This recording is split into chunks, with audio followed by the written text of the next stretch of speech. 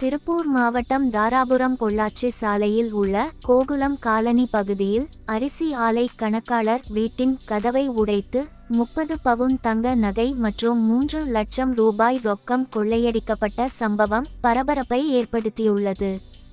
தாராபுரம் பொள்ளாச்சி சாலையில் செயல்பட்டு வரும் தனியார் அரிசி ஆலையில் கடந்த 15 ஆண்டுகளாக கணக்காளராக பணியாற்றி வருபவர் பொன்ராஜ், வயது 34. இவரது தந்தை நடராஜ், வயது 60, உடல்நலக்குறைவால் பாதிக்கப்பட்டிருந்தார்.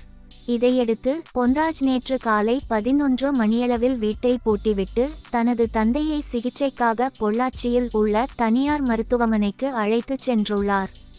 பின்னர் மாலை 5 மணியளவில் வீட்டுக்கு திரும்பியபோது வீட்டின் முன்பக்க கதவு உடைக்கப்பட்டிருந்ததை கண்டு அதிர்ச்சியடைந்தார். இதுகுறித்து உடனடியாக தாராபுரம் போலீசாருக்கு தகவல் தெரிவிக்கப்பட்டது. போலீசார் சம்பவ இடத்துக்கு விரைந்து வந்து விசாரணை மேற்கொண்டனர். அப்போது வீட்டின் பீரோவில் வைக்கப்பட்டிருந்த 20 பவுன் தங்க நகைகள் மற்றும் 3 லட்சம் ரூபாய் ரொக்கம் கொள்ளையடிக்கப்பட்டது தெரியவந்தது. இதையடுத்து திருப்பூரில் இருந்து கைரேகை நிபுணர்கள் வரவழைக்கப்பட்டு வீட்டில் பதிவாகியிருந்த தடயங்களை சேகரித்தனர்.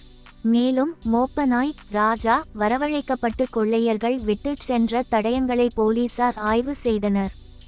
சம்பவம் குறித்து தகவல் அறிந்த திருப்பூர் மாவட்ட காவல் கண்காணிப்பாளர் சிருஷ்டி சிங் சம்பவ இடத்துக்கு நேரில் வந்து விசாரணை மேற்கொண்டாள். கொள்ளை சம்பவத்தில் ஈடுபட்டவர்களை பிடிக்க போலீசார் தீவிரமாக விசாரணை நடத்தி வருகின்றனர்.